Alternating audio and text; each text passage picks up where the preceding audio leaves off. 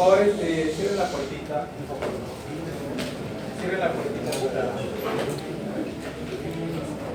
Buenas tardes nuevamente.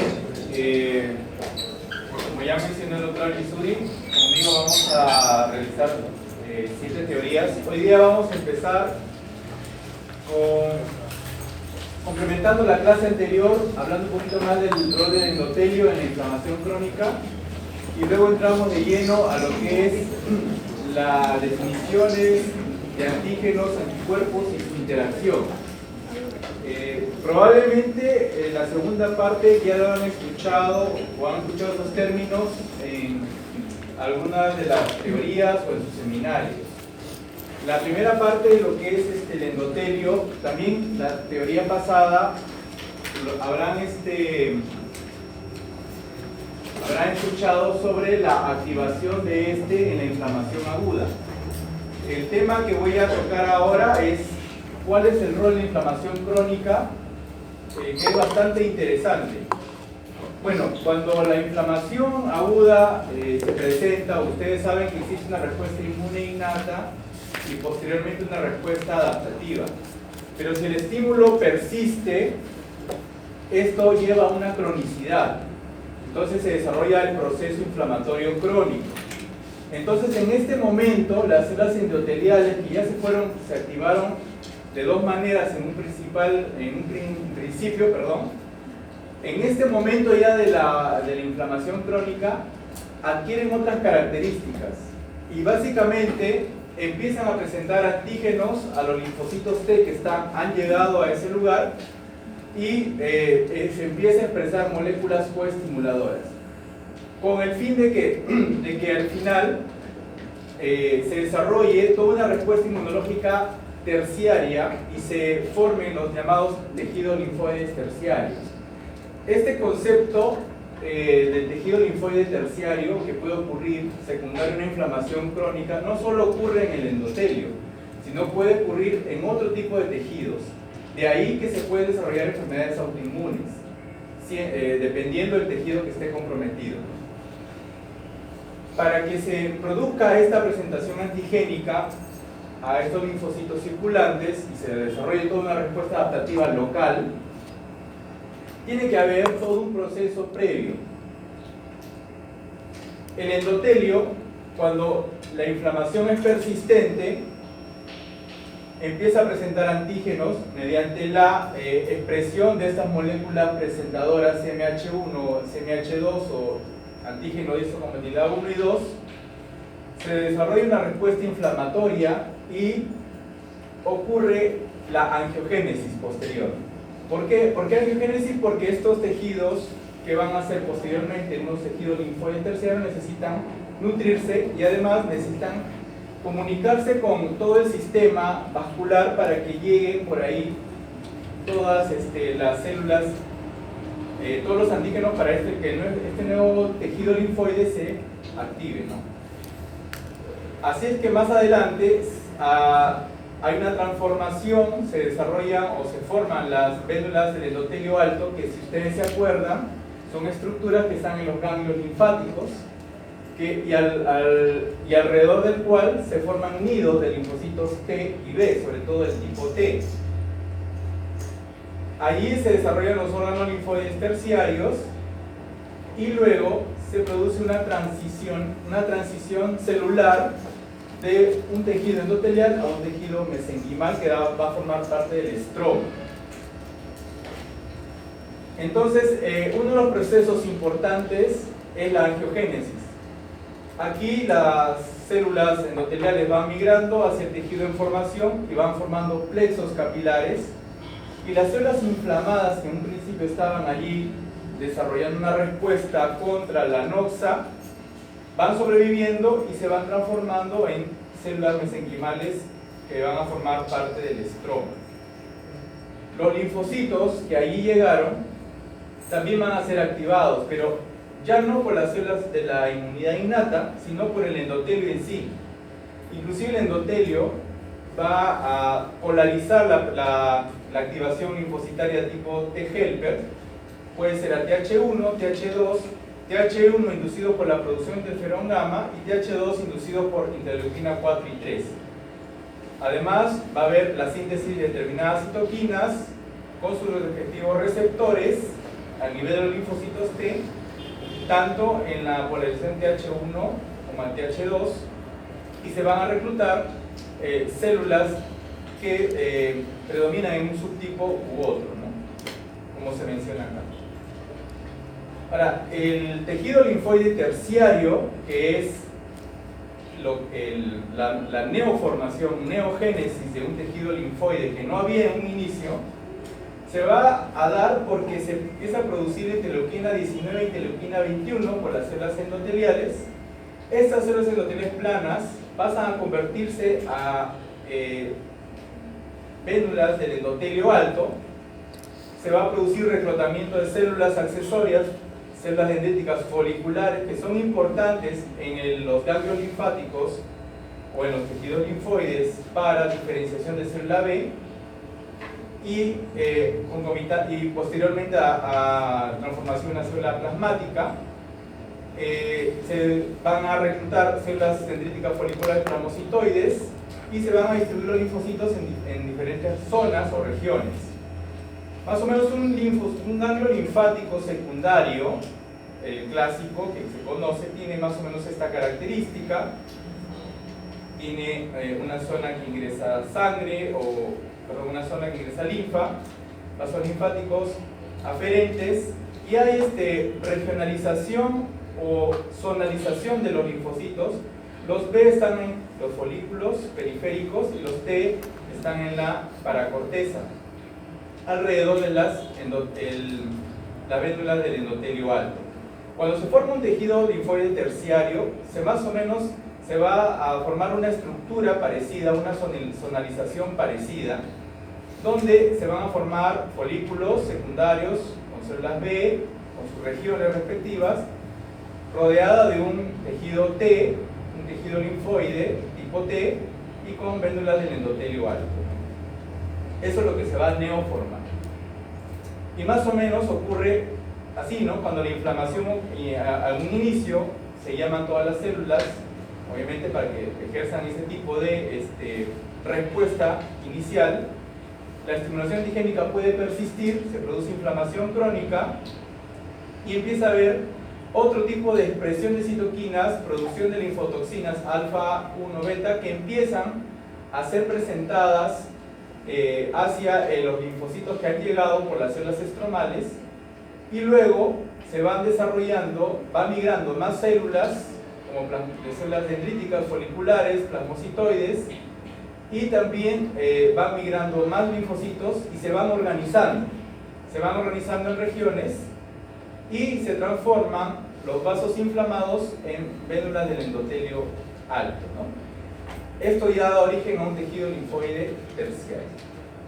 Como mencionábamos, no solo esto ocurre en el endotelio, puede ocurrir en la sinovia, dando lugar a las enfermedades reumatológicas, puede ocurrir en el timo, quizás por ahí un paciente adulto desencadenando fenómenos autoinmunes como miastenia gravis, pancreatitis autoinmune, etcétera, etcétera, dependiendo del órgano inflamado crónicamente.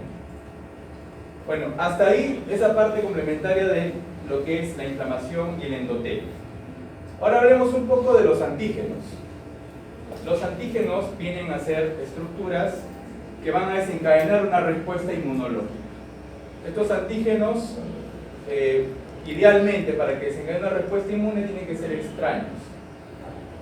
Ya en el capítulo de autoinmunidad van a ustedes ver que estos antígenos pueden ser propios por modificaciones que se producen por diferentes factores extrínsecos que modifican el antígeno propio y se forman neoantígenos, produciendo autoinmunidad.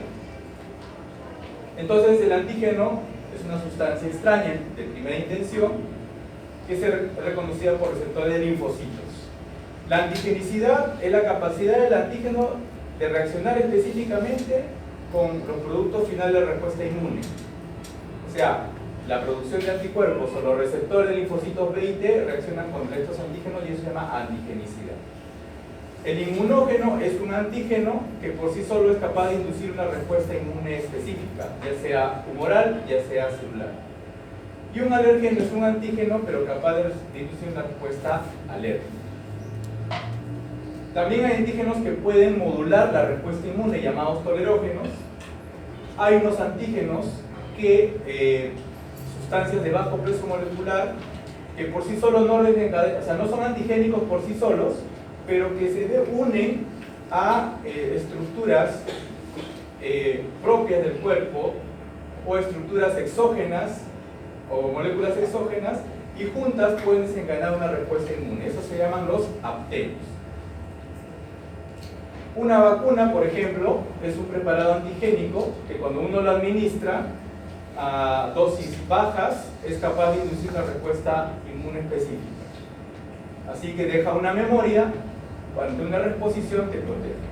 El toxoide es una exotoxina, ¿no?, es tratada, que pierde su carácter tóxico al ser tratada, pero mantiene su capacidad de desencadenar respuesta inmunológica, ¿no? Estos, vacuna y toxoide, obviamente tratan de desencadenar una respuesta inmune y de producirte o de brindarte una protección ante una reexposición.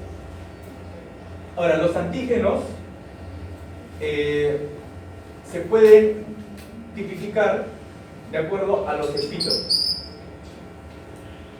¿Qué cosa es un epítopo? El epítopo o determinante antigénico, él es la unidad más pequeña del antígeno que puede unirse al receptor linfocito B o al receptor linfocito T, o que se une también a los anticuerpos que se han secretado. O sea, es la unidad más pequeña y muchas veces es la más importante.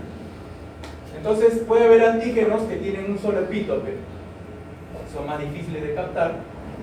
Hay antígenos que tienen muchos epítopes que tienen la misma especificidad, pero también hay antígenos que pueden tener epítopos con diferente especificidad.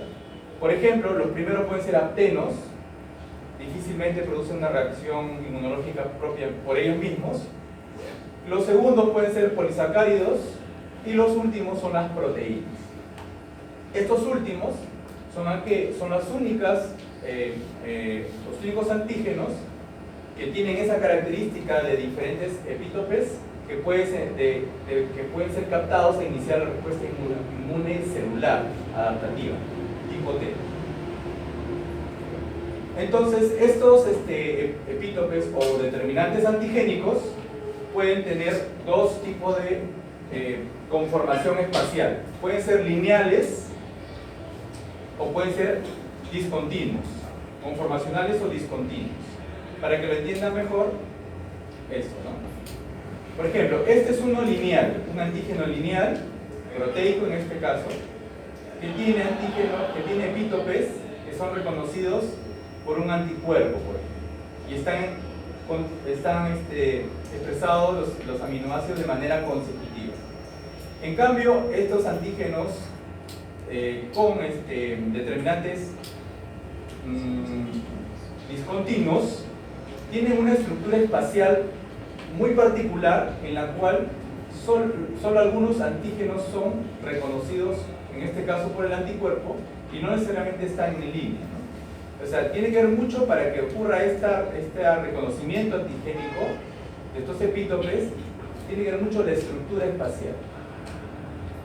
Ahora, los antígenos pueden tener diferentes epítopes, ya hemos mencionado, y cada epítope puede desencadenar una respuesta específica.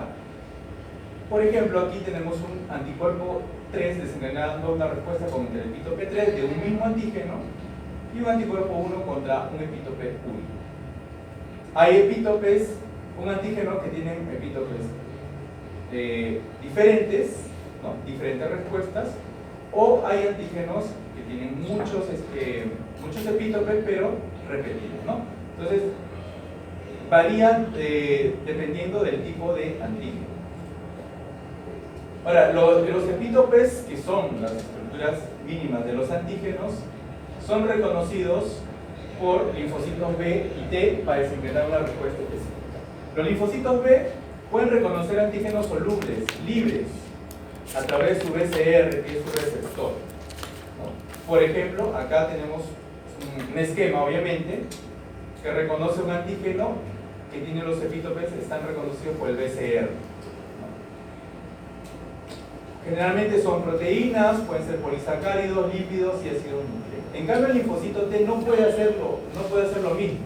El linfocito T te reconoce el epítope, pero ya procesado. O sea, el antígeno tiene que ser destruido en la célula dendrítica y por ahí se capta un antígeno y esto es presentado a través del complejo de histocompatibilidad.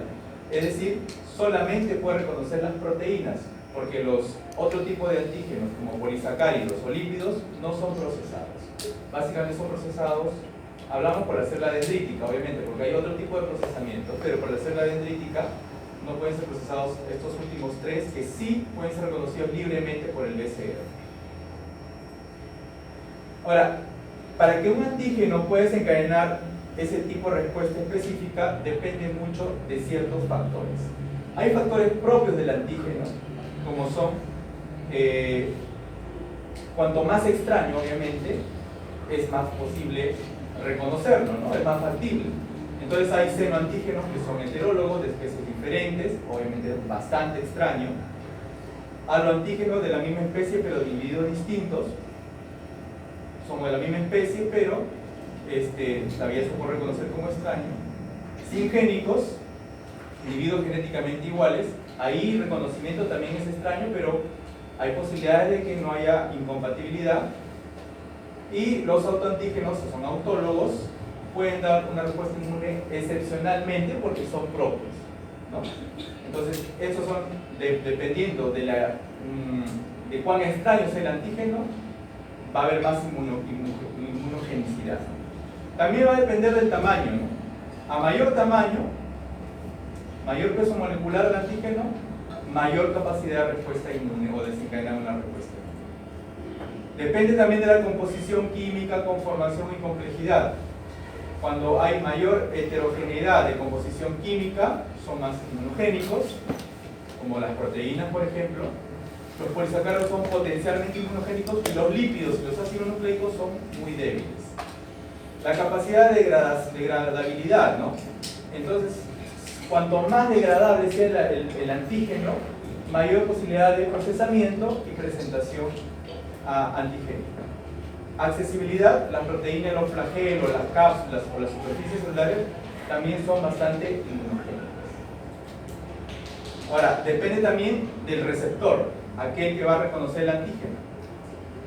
Depende obviamente del CMH que tengan las células presentadoras y depende también de la edad, ¿no? La edad significa, ¿por qué? Porque a mayor edad hay más exposición antigénica y probablemente se desarrolla una memoria y depende del antígeno si es respuesto o no, la capacidad de inmunogenicidad se va a presentar en esa persona.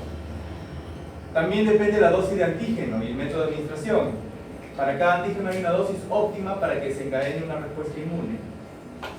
La vía de administración determina a qué órgano linfoide irá para el antígeno y también influye en la naturaleza de la respuesta inmune. Depende también de los adyuvantes. Ya hablamos en este caso de aquellos antígenos que son administrados como vacunas o toxoides. Entonces los adyuvantes lo que hacen es mezclarse con el antígeno, van a intensificar su respuesta inmunológica. Hay adyuvantes oleosos, sales minerales, polímeros, ayudantes naturales. Aumentan la persistencia del antígeno de manera completa, incrementan la dispersión del antígeno, estimulan formación de granulomas y estimulan proliferación inespecífica de linfocitos. Ahora, hay un subtipo de antígenos que son capaces de generar respuestas inmunes bastante exageradas, bastante potentes, que son los superantígenos. Estos superantígenos son proteínas de 20 a 30 kilodaltons, que pueden ser endógenos o exógenos, y tienen muchas actividades biológicas. Inducen mitogénesis en linfocito T, pirogenicidad, pueden inducir anergia o delección de linfocitos también, apoptosis e inclusive autoinmunidad. O sea, pueden ser dañinos. Depende mucho de la capacidad de poder activar a la vez grandes cantidades de linfocitos T. O sea, grandes linfocitos T vírgenes. Y se dice que son los más potentes inmunoestimuladores naturales. ¿Y por qué? Porque un antígeno normalmente es presentado por el CMH y reconocido por el receptor TCR en las regiones determinantes de complementariedad, ¿no?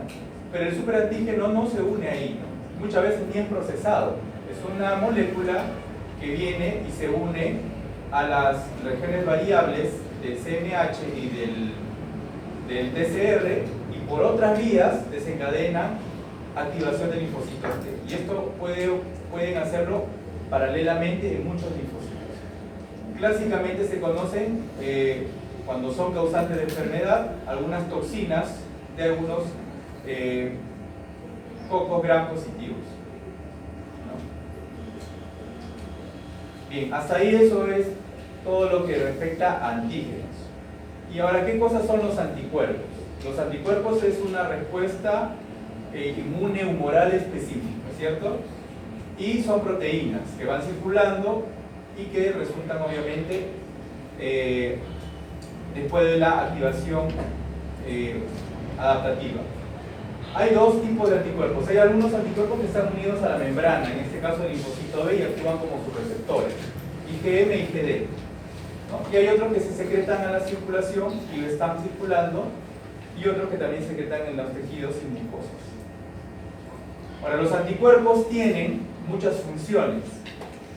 Aglutinación. Hay anticuerpos que favorecen la aglutinación de ciertas, en este caso, de algunos patógenos tipo bacterianos.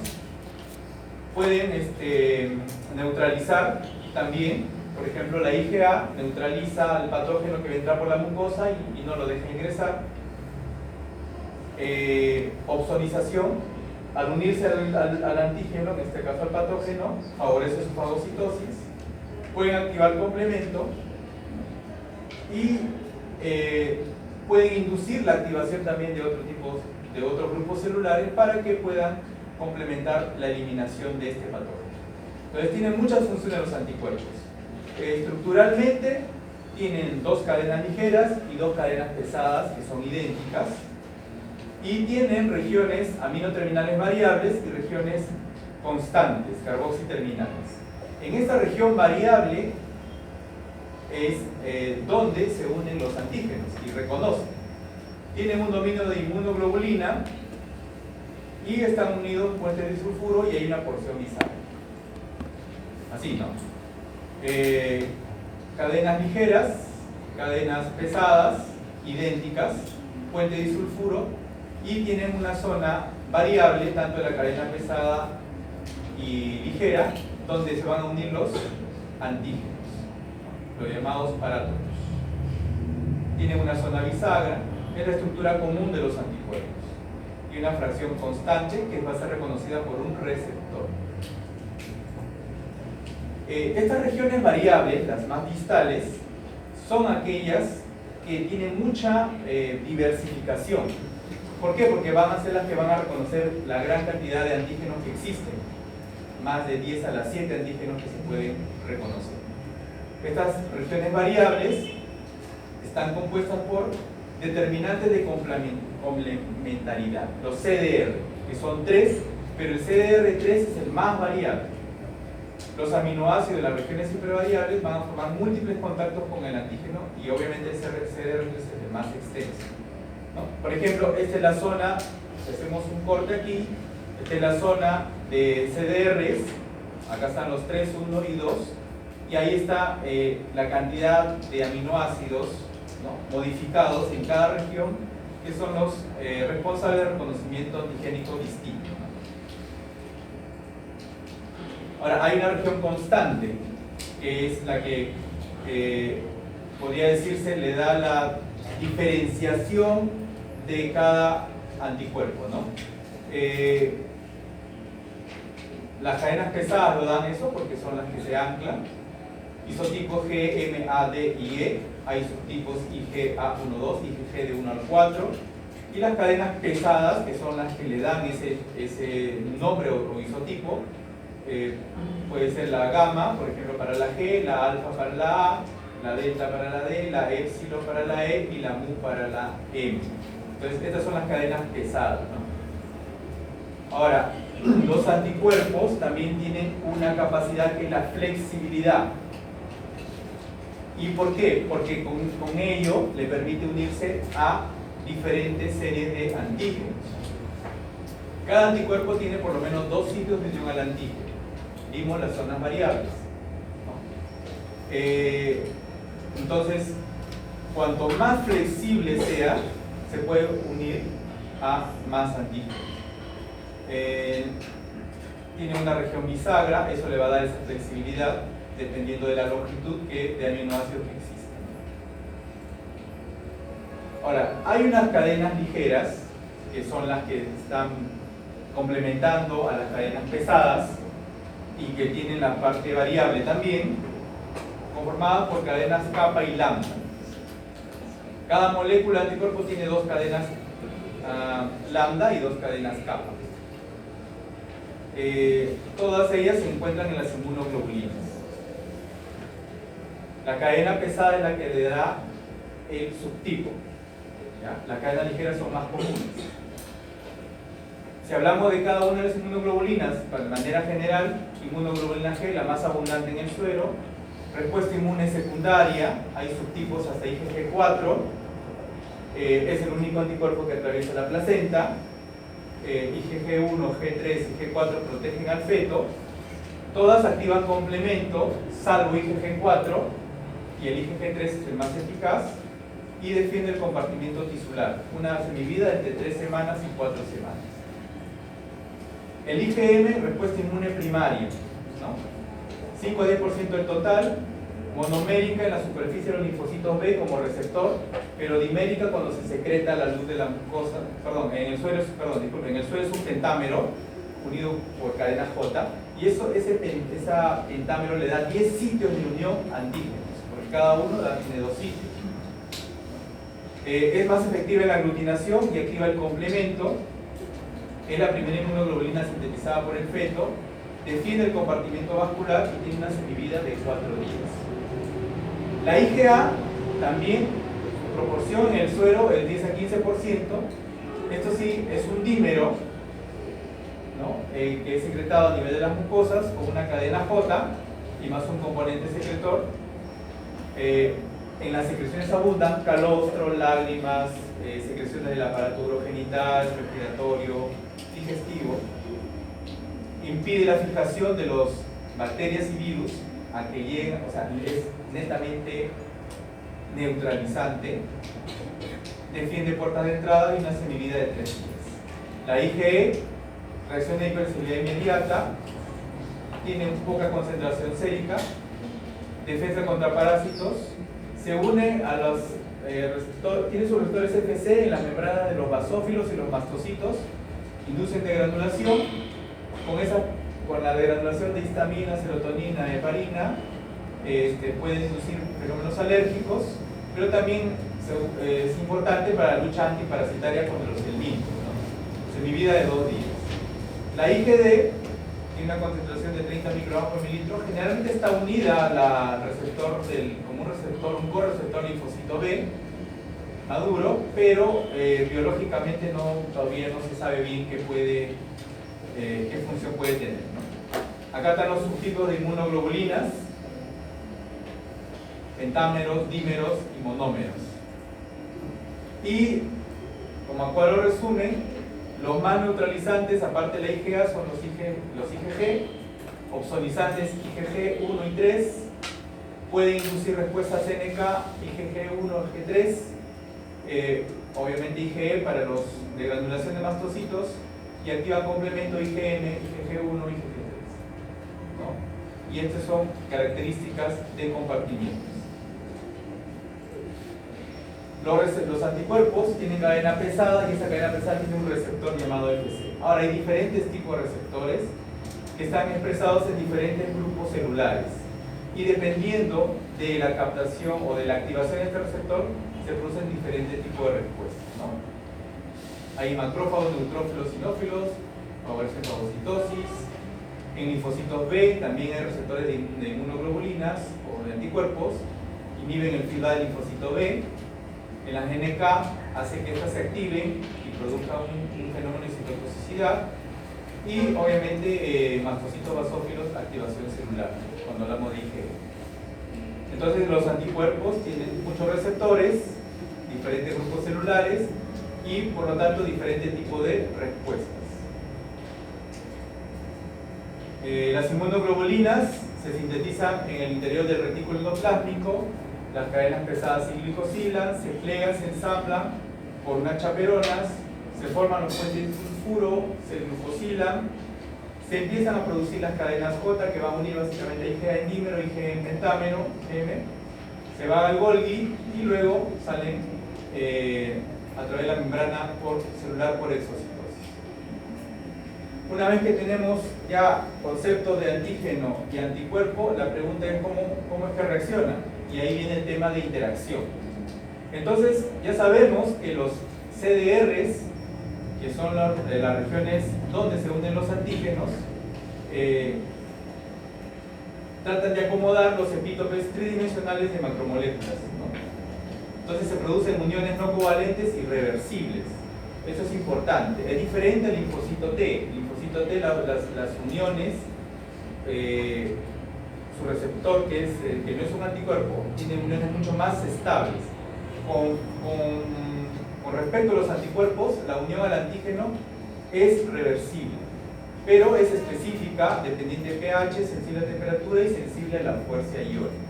Esas fuerzas no covalentes reversibles pueden ser puentes de hidrógeno, pueden ser fuerzas electrostáticas de Van der Waals o hidrofóbicas, ¿no? Entonces, no se producen necesariamente todas esas fuerzas de manera concomitante. Ahora, las fuerzas de unión y rechazo van a dar lugar a dos conceptos, la afinidad y la avidez. La afinidad es la fuerza entre una zona combinatoria de un anticuerpo y un epítope de un antígeno, ¿ya? Y la avidez lo que hace es una fuerza que permite a la región bisagra del anticuerpo unirse a varios antígenos a la vez. Entonces yo puedo tener en el sitio de unión puedo tener fuerzas positivas y negativas y eso me determina la afinidad, pero la avidez es la capacidad de extensión de su zona bisagra para poder unirse a más antígenos, ¿no? Ahora, estas fuerzas que dan a dar lugar a la afinidad, cuando la sumatoria de fuerzas de atracción es mayor que la repulsión, se forma un inmunocomplejo más estable, pero obviamente es reversible, a diferencia cuando las fuerzas de repulsión son mayores, ¿no? Entonces, este tipo de fuerzas te lo da la afinidad, ¿no? O sea, hasta qué punto esa zona, ese CDR, puede unirse adecuadamente a un antígeno. Y, por ejemplo, aquí tenemos una superficie celular con un antígeno y los anticuerpos, en este caso monovalentes.